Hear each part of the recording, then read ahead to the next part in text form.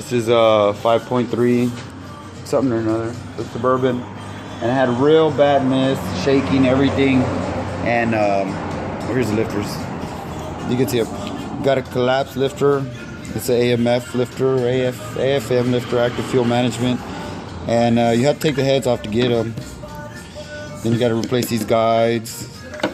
You know, you got to do everything. You got to do the new manifold, VOLM manifold. Supposedly the cause of it. And yeah, kind of wondering where they were, how hard they are to get to.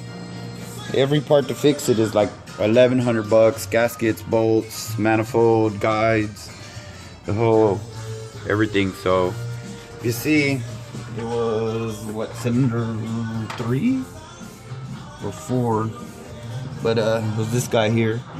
We got new guides bolted in the rear too, new lifters, and you have to pull the heads off. There's no getting around it, and that's it.